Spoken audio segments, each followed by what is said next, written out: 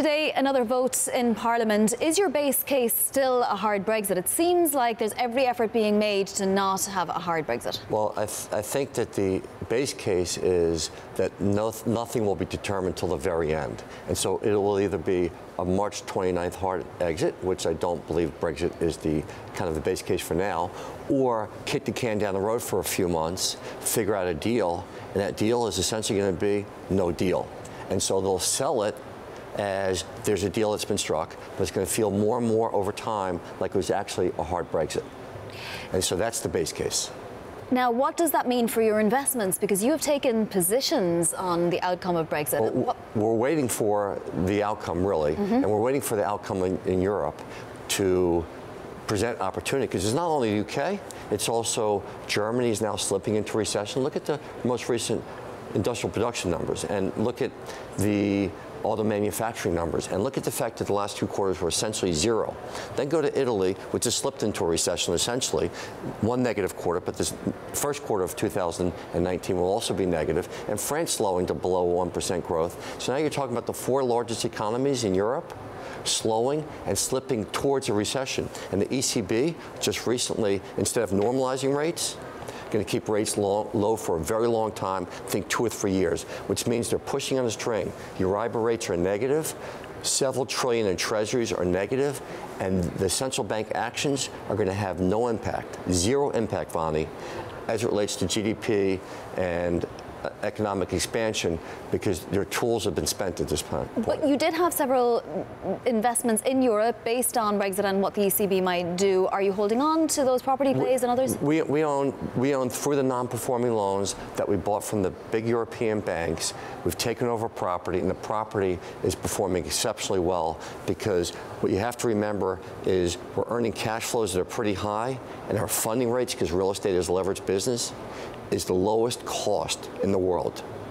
And so we're earning a really nice spread.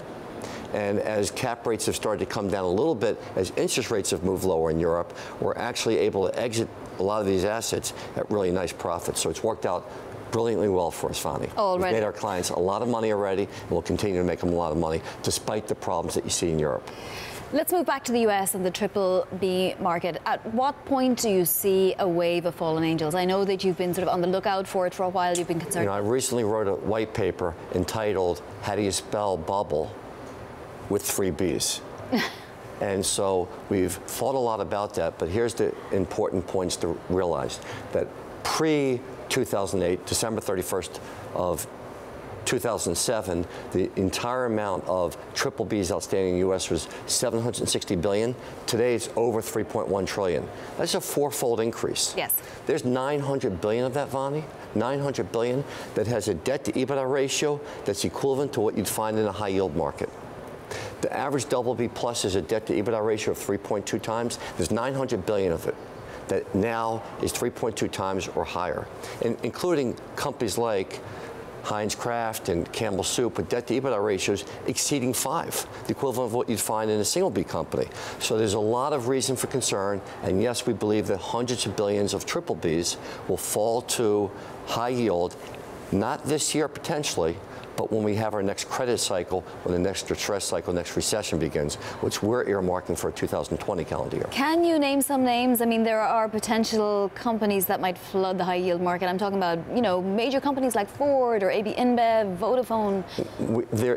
There's 789 companies in this BBB complex, totaling 4,189 bonds, and we've mapped out the whole scope.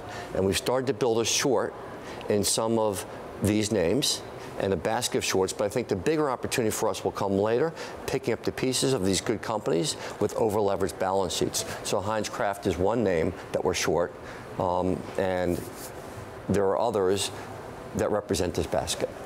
In the same kind of area, consumer stocks? A lot of consumer stocks, but other companies as well. What about healthcare, energy? And energy, you know, a lot of these energy companies are you know, kind of yesteryear's debt market, where a lot of, especially the upstream energy companies, shouldn't really be funded with debt, and a lot of that debt's already been restructured. So we've been avoiding, you know, energy from a high yield play, from a credit recovery play. The CLO concern that's out there, is it overblown, Bruce? It is and it's not. The thing that's not overblown is how covenant light the loans are. Yes. And so the covenant light nature is, prior to '08, about 5% of the leveraged loan market was covenant light. Today that number is 85%.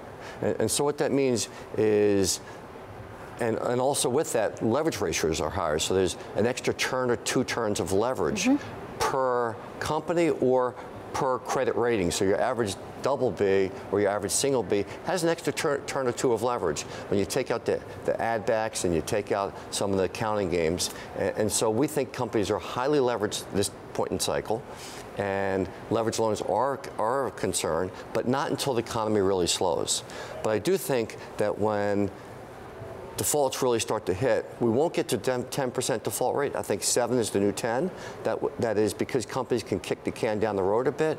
You're going to see less absolute defaults within a defined 12-month period, which is how you define default rates within a trailing 12 months. So I think it'll be more of a wave effect. It'll take longer to play out, so you'll naturally have a slightly lower default rate, but you'll have ultimately just as many defaults. So Bruce, if you can give us a couple more specifics so we have something for the next time. You're already short Kraft, Heinz in anticipation. Well, maybe I can tell you about a long that we're involved in, and Neiman Marcus. You should be there and cutting the ribbon or help cutting the ribbon. They're going to be over to Hudson Yards with the grand opening, and the company does about $500 million of EBITDA and is on a run rate path to increase that EBITDA by about $100 million a year, and so we think it grows to about $700 million of EBITDA.